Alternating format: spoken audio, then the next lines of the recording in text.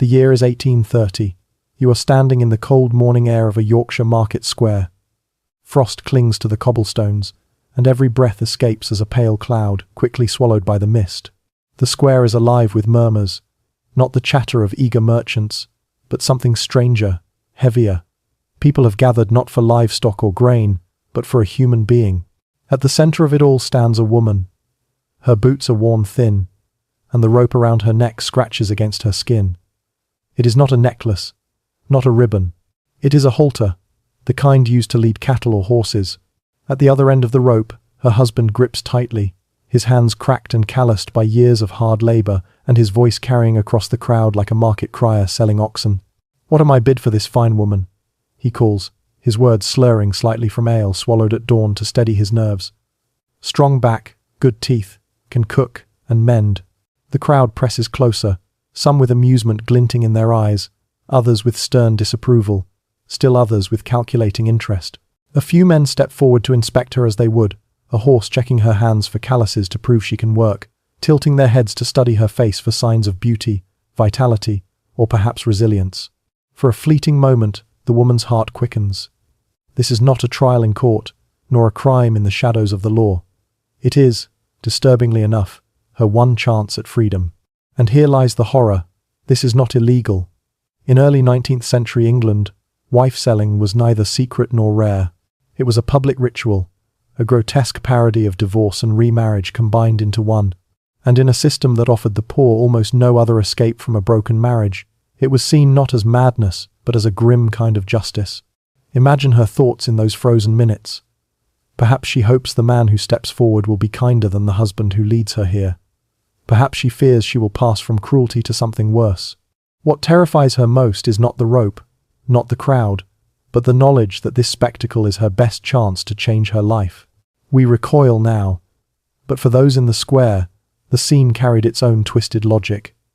In a world where women were treated as property, why should they not be sold as property?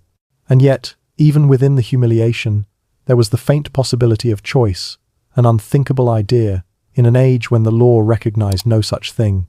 The market air smells of hay and damp wool, of smoke from nearby chimneys. Children weave between adults, whispering at the sight, their eyes wide with the thrill of scandal. Somewhere a church bell tolls the hour, its solemnity clashing with the vulgarity of what unfolds.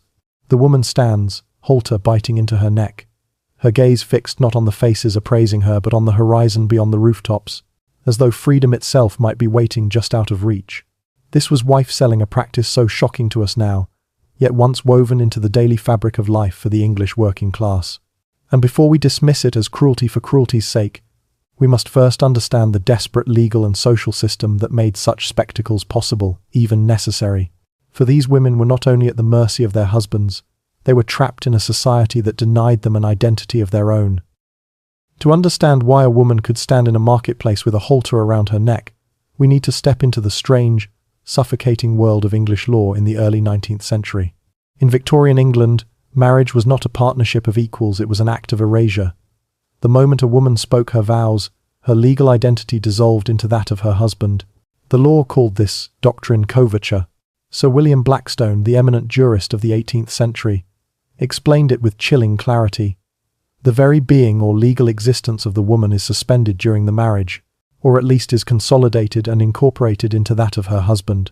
She ceased to exist as a person in the eyes of the law. She became what was known as a femme covert, a covered woman, hidden beneath the cloak of her husband's authority. It was as though she had been draped in a veil of invisibility, stripped of agency, reduced to an extension of another man's will. Imagine Mary Thompson, an ordinary working-class woman in the 1820s. Before her marriage, Mary could rent a small room, earn wages as a laundress, perhaps even inherit a little money from her parents. She could sign contracts, buy bread on credit, or, if wronged, seek justice in court. But the moment she wed William, all of this was gone. Her wages? His. Any inheritance? His. Even the clothes on her back legally belonged to him. If she baked bread and sold it in the market, the pennies she earned would never be her own. And what of her body? That too was absorbed into his authority. If William struck Mary, neighbours might disapprove, but the law offered her little shelter. A husband was permitted to correct his wife as he might discipline a child or a servant. There were limits, at least in theory. A stick no thicker than a thumb was the old saying, but in practice, the law turned its face away. If he squandered their rent money in alehouses or gambled away their food, Mary had no legal recourse. If he brought home diseases from a brothel or refused to work while she bent over washtubs until her fingers bled, the courts shrugged. She was bound to him, for better or worse, though the balance leaned heavily toward the worse. This was not merely the plight of the poor. Among the wealthy, marriages could be just as suffocating. But the rich at least had the distant possibility of divorce and escape so costly it was effectively reserved for nobility. Before 1857, a divorce required nothing less than a private act of Parliament, costing over £1,000, the equivalent of more than a century of wages for a common labourer. Even after reforms lowered the cost, it remained beyond the reach of most. For the poor, trapped in rooms that leaked in winter and sweltered in summer, there was no such option. Here lies the cruel paradox. The law insisted that women did not exist apart from their husbands. Yet in the harsh realities of working-class life, women's labour often kept households afloat. They mended clothes, scrubbed linens, hauled water, bore children, took in washing or sewing to scrape together a few pennies. Their hands carried the weight of survival. And yet, every ounce of effort, every coin, every scrap of dignity belonged to someone else. So what happened when a woman like Mary could endure no more? When the discipline became daily beatings, when the hunger in her children's eyes was unbearable, when a neighbour or lodger or kind widower offered a glimpse of tenderness she had never known, what recourse did she have? The answer, all too often, was none.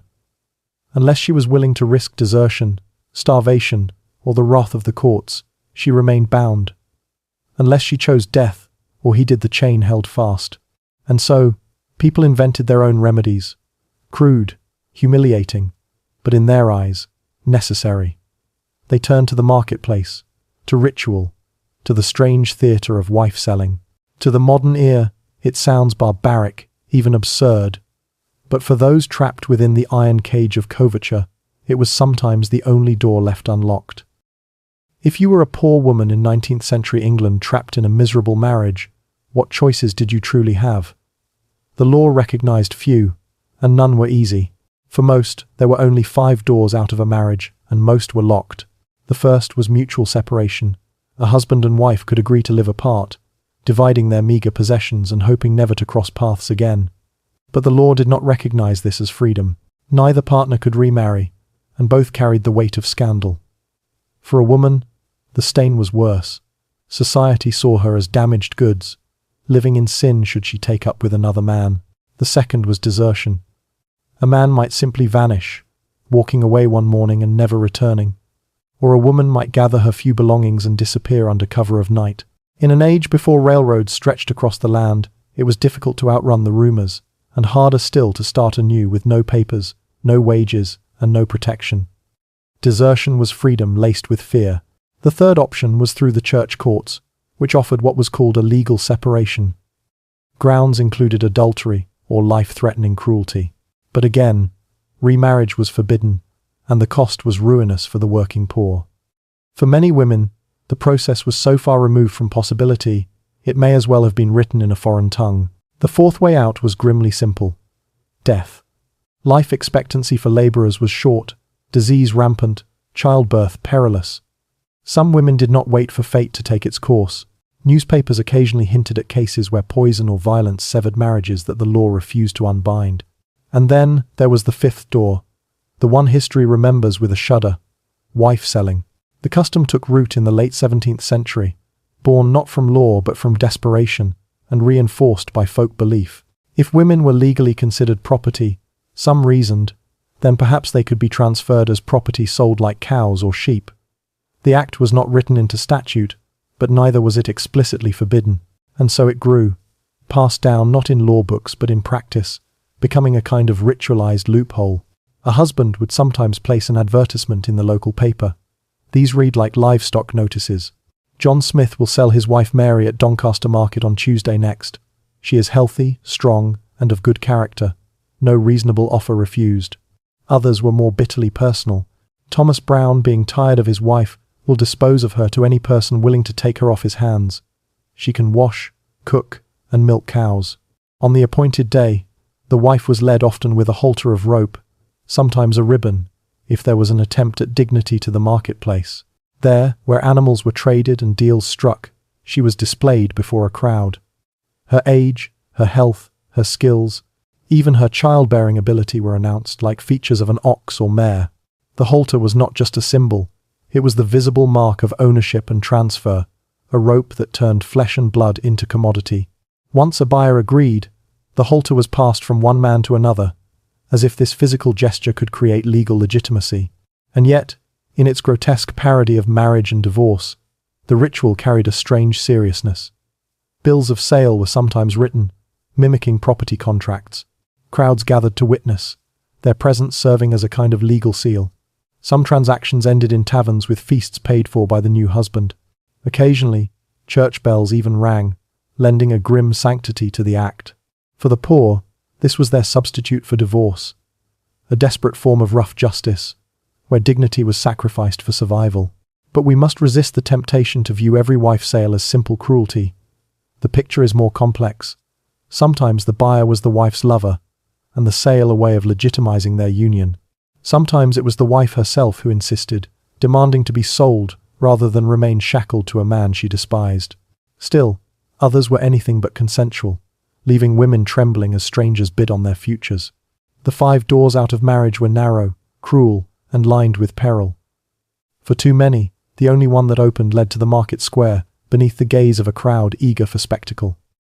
By the early 1800s, wife-selling had become more than a crude transaction. It was a ritual, a performance played out in the open air of England's marketplaces. To the poor, it was a twisted but practical form of divorce, a way to end one life and begin another under the watchful eyes of their neighbours. Take Brighton, 1826. A man led his wife, described by the local paper as tidy-looking, into the market square. She wore the halter as custom demanded. Before the assembled crowd, he sold her for £5 to a sailor. But this was no random purchase. The sailor had likely been courting her for months.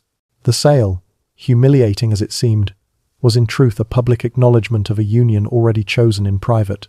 The newspaper remarked that she appeared nothing loath to go, and the transaction ended with laughter and good humour. In a society that denied the poor any legal recourse, the spectacle became their substitute for courtroom, lawyer, and priest. Or consider Lock Market in 1830, where a wife, offered at auction, turned to her husband mid-sale. "Let be, you rogue," she declared, her voice carrying across the square. "I will be sold, I want a change." She was determined, fierce, and in that single moment, seized the sliver of agency that the ritual allowed. For a woman otherwise silenced by law, the ability to speak her will before hundreds of witnesses was itself an act of defiance. The ritual varied, but certain elements were constant. The halter, whether rope or ribbon, was a symbol too potent to ignore. Once the sale concluded, it was passed from husband to buyer like a deed of property. Sometimes bills of sale were drawn up, mimicking the language of legal contracts. I, John Parsons, in consideration of the sum of £6 and 6 shillings, do sell and set over unto John Tucker, Anne Parsons, wife of the said John Parsons, with all rights and claims whatsoever during the term of her natural life. Such documents were absurd in the eyes of the law, but in the minds of participants they carried weight. At times the ceremony ended with startling festivity. After the halter was transferred, the crowd might follow the new couple into a tavern. Ale flowed, tables creaked beneath the weight of bread and meat, and laughter filled the room. In one case from 1827, church bells even rang out as though blessing the bizarre arrangement. For all its cruelty, wife-selling carried a veneer of dignity, a grotesque parody of wedding and divorce combined. It is little wonder that such scenes captivated both observers and writers. Thomas Hardy drew inspiration from these events for his novel The Mayor of Casterbridge, in which a drunken husband sells his wife and child at a fair. Hardy's tale, though fictional, echoed real stories printed in newspapers across the country. Readers consumed these accounts with a mixture of fascination and disgust, much as the crowds themselves had done in the marketplace. Yet behind the spectacle, there was always a human story humiliation twinned with hope.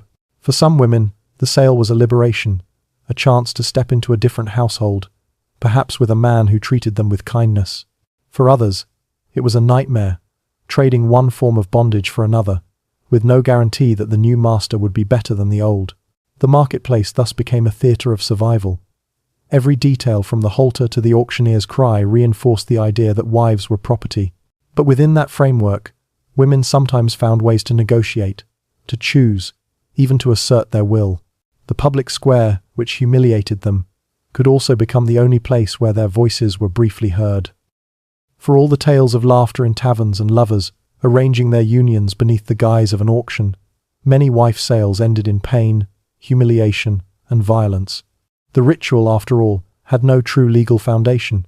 It balanced precariously on community tolerance, and when that balance shifted, the consequences could be devastating. In 1766, a carpenter in Southwark marched his wife into an alehouse and sold her in a fit of drunken indifference. The crowd jeered, coin changed hands, and she walked away with another man.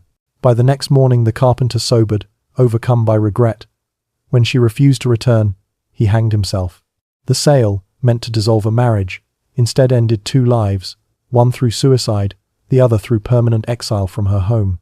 Manchester, 1824. A woman was sold for 5 shillings to a man she disliked. In front of the crowd she made her refusal plain. The sale was voided, and she was put up again like livestock, resold for 3 shillings and a quart of ale. Imagine the humiliation standing there, bargaining chips tossed over her fate, her voice drowned by the laughter of strangers. This was the cruel paradox of wife-selling. Sometimes the woman's will mattered, sometimes it did not, depending on whether the crowd chose to respect her defiance. Yorkshire, in particular, seemed a crucible for these tragedies. The county recorded more sales than anywhere else, 27 of the 108 known cases in the Victorian period. In Halifax, 1837, a blacksmith sold his wife for 1 shilling, then bought her back, only to resell her for half a crown. When she discovered what he had done, she mauled him in fury before the crowd. Her anger, raw and physical, told a story clearer than any legal document. She had not consented. The terror was not only in the act of being sold, but in the unpredictability of the outcome. Some women found themselves transferred to strangers, their lives upended in an instant. In Goole, 1849, when a man discovered his wife had eloped while he was ill, he tracked her down and staged a public sale.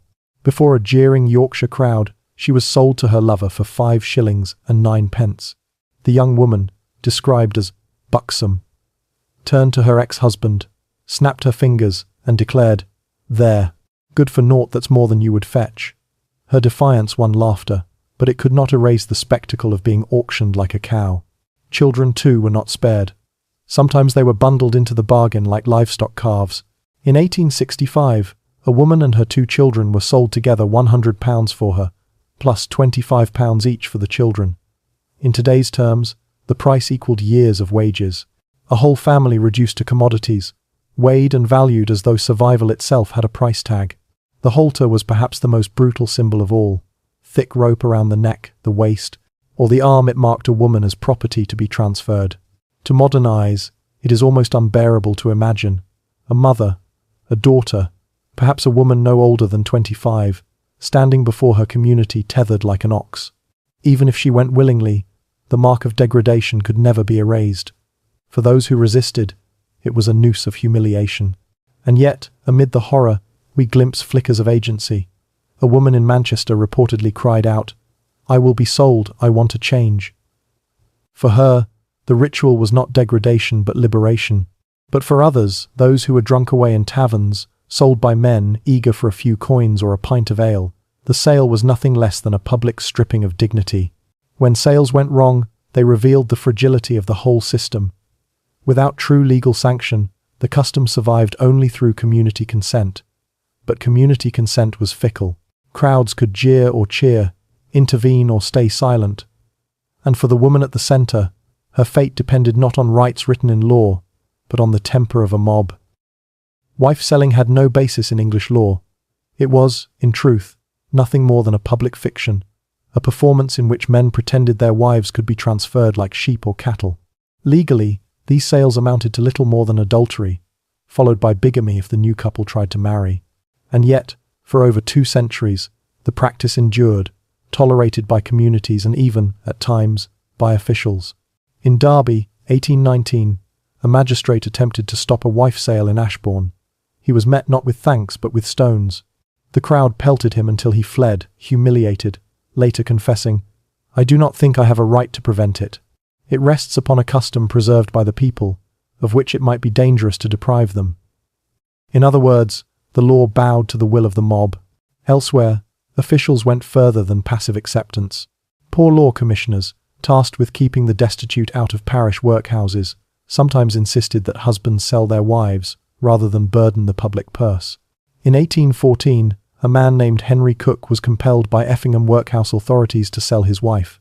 He led her to Cudden Market, where she was auctioned for a single shilling. The parish even paid for her journey and a wedding dinner afterward. Bureaucracy had forced a family drama into the marketplace, converting human suffering into administrative efficiency. For the community, these events were never private. Marketplaces were chosen deliberately, spaces of trade, where animals, tools, and property exchanged hands. By placing a wife sale there, the participants were demanding public witness, weaving their personal crisis into the fabric of communal life. The crowd's presence gave the ritual a strange legitimacy. Dozens, sometimes hundreds of witnesses could testify. Yes, she was sold. Yes, she agreed. Yes, the halter was transferred. But public approval was not guaranteed. Crowds could be fickle, sometimes turning on the participants. In February 1860, in a North Yorkshire village, an old man sold his considerably younger wife to a middle-aged buyer for 18 pence. Yet the villagers disapproved. That night, they burned the couple in effigy on the green, a symbolic act of condemnation. Even within communities accustomed to the practice, boundaries of morality were policed by fire and ridicule. Religion, too, began to stir unease. Evangelical preachers thundered against the custom, declaring it a sin, evidence of spiritual corruption among the working classes. The Salvation Army, Methodists, and Baptists all denounced wife-selling as a grotesque perversion of marriage's sanctity. And yet, the power of desperation was stronger than sermons. In 1889, astonishingly, a member of the Salvation Army himself sold his wife in Nottinghamshire for a shilling. Faith and morality bent beneath the weight of poverty and hopelessness. As the 19th century wore on, the rising middle class recoiled at the spectacle. To them, wife-selling was a stain on England's image, barbaric, indecent, a practice that mocked their ideals of domestic respectability. Newspapers began to condemn the auctions, describing them as disgusting exhibitions and brutal spectacles. Where once reports had carried a tone of wry amusement, now they dripped with scorn. And yet, this disapproval carried a note of class anxiety. To the middle-class observer, wife-selling was not just cruel, it was working-class cruelty. It became a symbol of vulgarity, of barbarism lurking in the industrial towns of the north. Respectable families might fail in private, behind curtains and closed doors, but the poor conducted their divorces in the square, before the jeering eyes of neighbours. Thus wife-selling became a moral dilemma for England itself. Officials looked the other way, communities alternately cheered and condemned, reformers thundered, and the press oscillated between fascination and shame. At its core, the practice thrived because the law provided no alternative, and until the law changed, the marketplace would continue to serve as courtroom, divorce court, and theatre, all in one. By the 1840s, wife-selling was beginning to look less like rough justice and more like an embarrassing relic.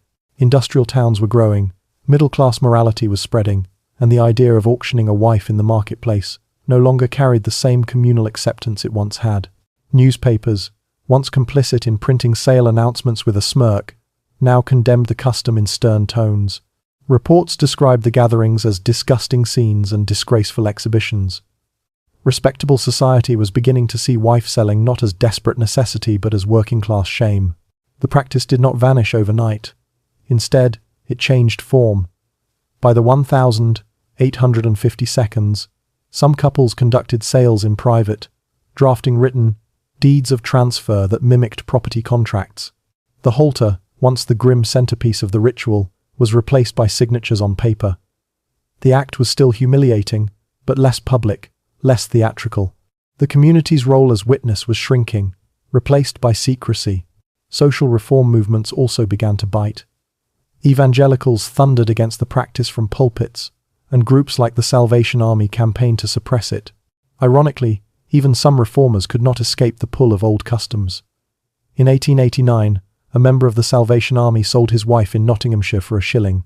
Reform had spread, but poverty remained stubborn, bending morality until it broke. Meanwhile, the law slowly crept forward.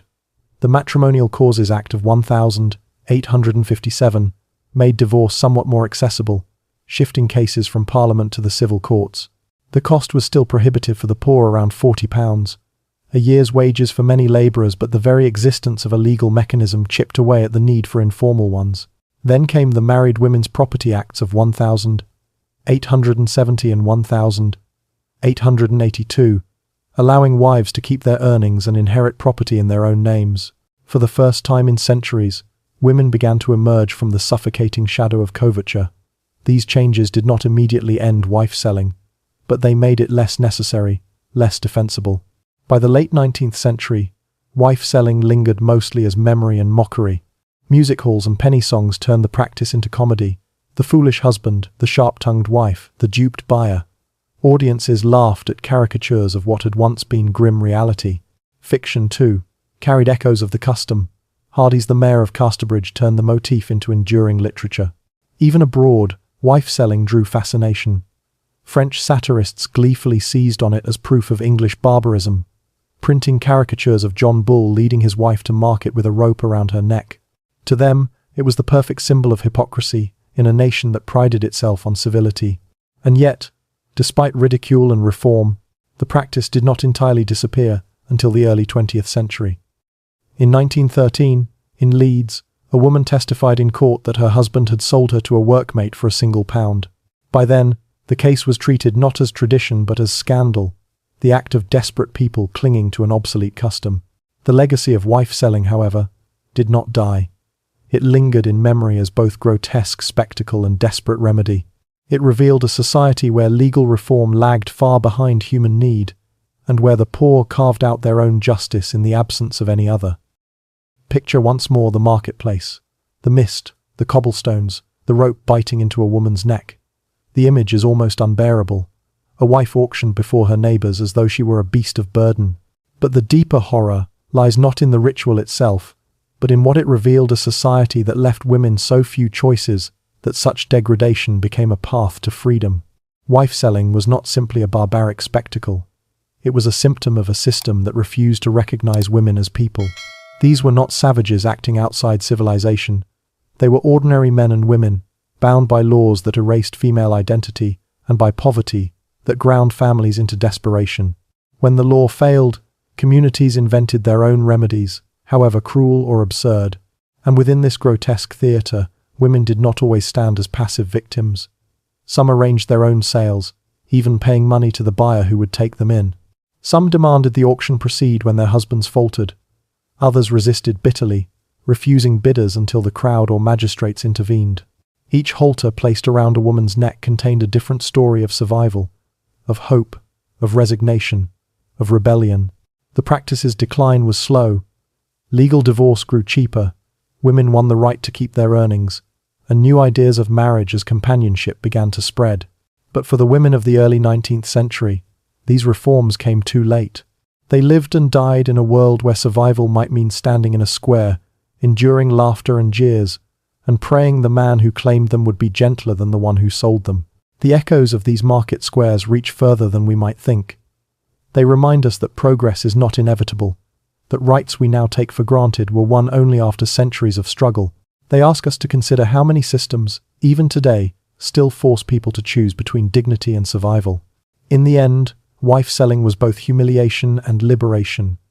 It reduced women to property, but in doing so, it sometimes gave them the only chance to escape misery. It was rough justice, born not of cruelty alone, but of a society too rigid to adapt. The last sales ended more than a century ago. The halters have long since rotted away. The market squares are now filled with shops and cafes. And yet, the questions linger. What happens when laws fail to serve the people they govern? How do communities respond when institutions refuse to acknowledge human suffering?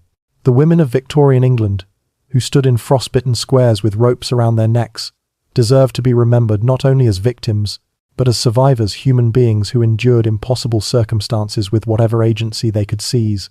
Their voices, faint but defiant, still echo across the centuries, reminders of how fragile dignity is and how dearly freedom is bought.